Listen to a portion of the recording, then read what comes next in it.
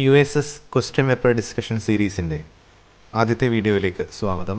നമ്മൾ ഒരു മോഡൽ എന്നുള്ള രീതിയിൽ എങ്ങനെയാണ് ഒന്നു മുതൽ ബാക്കിയുള്ള ചോദ്യങ്ങൾ വരുന്നത്, ആ ഒരു രീതിയിലാണ് നമ്മൾ ഈ ഒരു വീഡിയോ സെറ്റ് ചെയ്തിരിക്കുന്നത്.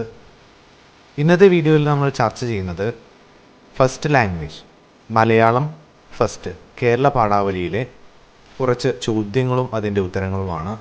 കൃത്യമായി നിങ്ങൾ ഓരോ ചോദ്യങ്ങളിലൂടെയും ഉത്തരങ്ങളിലൂടെയും കടന്നുപോവുക. അതോടൊപ്പം USSമായി ബന്ധപ്പെട്ട നിരവധിയായ വീഡിയോകൾ നമ്മുടെ ചാനലിൽ തയ്യാറാക്കി അപ്ലോഡ് ചെയ്തിട്ടുണ്ട്. അതുകൂടി നിങ്ങൾ എന്ത് ചെയ്യുക, ഇതിൻ്റെ ഭാഗമായി കാണുക.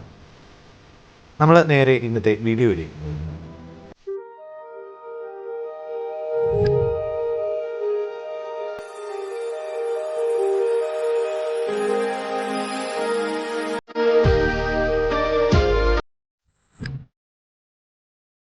നോക്കുക.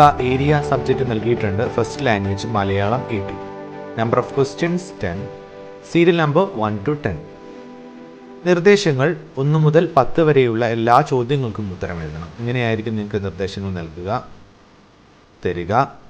അപ്പോൾ നോക്കുക, ആദ്യത്തെ ചോദ്യം, ജ്ഞാനപീഠം, വയലാർ അവാർഡ്, ഓടക്കുഴൽ അവാർഡ്, എഴുത്തച്ഛൻ പുരസ്കാരം എന്നീ ബഹുമതികൾ ലഭിച്ച എഴുത്തുകാരൻ ആരാണ്? വളരെ പ്രസിദ്ധനായ ഒരു എഴുത്തുകാരനാണ്. കുറേ അധികം ചലച്ചിത്ര ഗാനങ്ങൾ നമ്മൾ അദ്ദേഹത്തിൻ്റെതായി കേട്ടിട്ടുണ്ട്. ആരാണ് ആ ഒരു വ്യക്തി? 4 ഓപ്ഷനുകൾ. Option A Basheer, B Anand, C ONV, D OV Vijayan. ആരാണ് ജ്ഞാനപീഠം, വയലാർ അവാർഡ്, ഓടക്കുഴൽ അവാർഡ്, എഴുത്തച്ഛൻ പുരസ്കാരം എന്നീ ബഹുമതികൾ ലഭിച്ച എഴുത്തുകാരൻ? ഉത്തരം ONV കുറുപ്പ്. അടുത്തൊരു ചോദ്യം ശ്രദ്ധിക്കുക. ഇതും വളരെ പ്രധാനപ്പെട്ട ഒരു ചോദ്യമാണ്. കേരള മോപ്പസാങ് എന്നറിയപ്പെടുന്നത് ആരാണ്? നമ്മൾ കവികളുമായി ബന്ധപ്പെട്ട നിരവധിയായ വിശേഷണങ്ങൾ പഠിച്ചിട്ടുണ്ട് അല്ലേ? അപ്പോൾ ഇവിടെ ചോദിച്ചിട്ടുള്ളത് കേരള മോപ്പസാങ് എന്നറിയപ്പെടുന്നത് ആരാണ്? ആ വ്യക്തിയുടെ, ആ ഒരു സാഹിത്യകാരൻ്റെ പേരാണ് നമ്മൾ അവിടെ ശ്രദ്ധിക്കേണ്ടത്. Option A MT Vasudevan Nair, B Thakazhi Sivasankara Pillai, C T Padmanabhan, D Basheer. Kerala Maupassant എന്നറിയപ്പെടുന്നത് ആര്? ഉത്തരം ഓപ്ഷൻ ബി തകഴി ശിവശങ്കരപിള്ള. അടുത്ത ചോദ്യം, ഗൗരി എന്ന കഥ എഴുതിയത് ആരാണ്? ഗൗരി എന്ന കഥ എഴുതിയത് ആര്?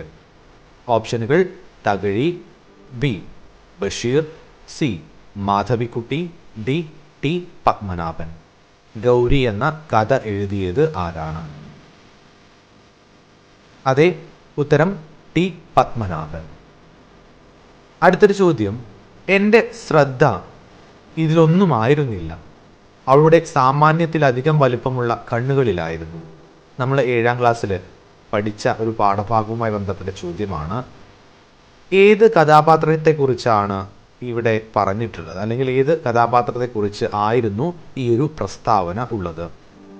4 ഓപ്ഷനുകൾ. Option A Rekha, B Aswathy, C Kochanujan, D Lucia. അല്ലേ, മലയാളം സെക്കൻഡിലാണ്, അടിസ്ഥാന പാഠാവലിയിലാണ് നമ്മൾ ഈ ഒരു പാഠം പഠിച്ചിട്ടുണ്ടായിരുന്നത്. എൻ്റെ ശ്രദ്ധ ഇതിലൊന്നുമായിരുന്നില്ല, അവളുടെ സാമാന്യത്തിലധികം വലിപ്പമുള്ള കണ്ണുകളിലായിരുന്നു. ഉത്തരം അശ്വതി. ആ ഒരു കൊച്ചുകുട്ടി അശ്വതിയെക്കുറിച്ചായിരുന്നു ഈ ഒരു പ്രസ്താവന. അടുത്ത ചോദ്യം, പൂതപ്പാട്ട് എന്ന കൃതിയുടെ കർത്താവ് ആരാണ്? നമ്മൾ 4ാം ക്ലാസ്സിൽ തന്നെ നമ്മൾ അത് പഠിച്ചു പോന്നിട്ടുണ്ട്. പൂതപ്പാട്ട് എന്ന കൃതിയുടെ കർത്താവ്. Option A Edasseri Govindan Nair, B Vayalar Ramavarma, C ONV Kurup, D Vyloppilli Sreedhara Menon. ആരാണ് പൂതപ്പാട്ട് എന്ന കൃതിയുടെ കർത്താവ്? ഉത്തരം ഇടശ്ശേരി ഗോവിന്ദൻ നായർ. അടുത്തത്, അയ്യപ്പ പണിക്കരുടെ കൃതി അല്ലാത്തത് ഏതാണ്? അയ്യപ്പ പണിക്കരുടെ കൃതി അല്ലാത്തത് ഏത്? താഴെ 4 കൃതികൾ നൽകിയിട്ടുണ്ട്. ഓപ്ഷൻ എ ശ്രദ്ധിക്കുക, കാവിലെ പാട്ട്, ബി കുരുക്ഷേത്രം, സി മൃത്യുപൂജ, ഡി ഗോത്രയാനം. ഏതാണ് അയ്യപ്പ പണിക്കരുടെ കൃതി അല്ലാത്തത്? ഉത്തരം ഓപ്ഷൻ എ കാവിലെ പാട്ട്. അടുത്ത ഒരു ചോദ്യം ശ്രദ്ധിക്കുക, 7ാമത്തെ ചോദ്യം, ചേച്ചിയുടെ മനസ്സിലുണ്ടായിരുന്ന വിങ്ങൽ ഏത് വാക്കിലൂടെ മനസ്സിലാക്കാം? ചേച്ചിയുടെ മനസ്സിലുണ്ടായിരുന്ന വിങ്ങൽ ഏത് വാക്കിലൂടെ നമുക്ക് മനസ്സിലാക്കാം? ഓപ്ഷൻ എ മന്ദം മന്ദം പുറം തലോടി, ബി നീണ്ട നെടുവീർപ്പ്, സി കലമ്പുക, ഡി കനത്ത കിനാവ്. എങ്ങനെയാണ് ചേച്ചിയുടെ മനസ്സിലുണ്ടായിരുന്ന വിങ്ങൽ നമുക്ക് മനസ്സിലാക്കാൻ സാധിക്കുന്നത്? ഉത്തരം നീണ്ട നെടുവീർപ്പ്. അടുത്തൊരു ചോദ്യം ശ്രദ്ധിക്കുക. മലയാളത്തിൽ ഒരേ പേരിൽ വന്ന ചെറുകഥ ഏതാണ്? മലയാളത്തിൽ ഒരേ പേരിൽ വന്ന ചെറുകഥ ഏത്? ഓപ്ഷനുകൾ: option A Manikyan, B Vasanavikriti, C Poovanpazham, D Dwaraka. ഏതാണ് ആ ഒരു ചെറുകഥ? ഉത്തരം പൂവമ്പഴം. 9. ജനകീയ കവി ആരാണ്? ആദ്യത്തെ ജനകീയ കവി ആരാണ്? നമുക്കറിയാം, നമ്മൾ പഠിച്ചിട്ടുണ്ട്. നമ്മൾ നേരത്തെ പറഞ്ഞ പോലെ കവികളുമായി ബന്ധപ്പെട്ട വിശേഷണങ്ങൾ നമ്മൾ പഠിച്ചിട്ടുണ്ട് അല്ലേ? ഇവിടെ ആദ്യത്തെ ജനകീയ കവി ആരാണ്? ഓപ്ഷനുകൾ: Kunchan Nambiar, B Ezhuthachan, C Poonthanam, D Cherusseri. ഉത്തരം കുഞ്ചൻ നമ്പ്യാർ. അടുത്തൊരു ചോദ്യം. കഥകൾ മാത്രമേ എഴുതൂ എന്ന് സ്വയം തീരുമാനിച്ച എഴുത്തുകാരൻ ആര്? കഥകൾ മാത്രമേ എഴുതൂ എന്ന് സ്വയം തീരുമാനിച്ച എഴുത്തുകാരൻ താഴെ പറയുന്നവയിൽ ആരാണ്? Option A M T Vasudevan Nair, B Anand, C M Mukundan, D T Padmanabhan.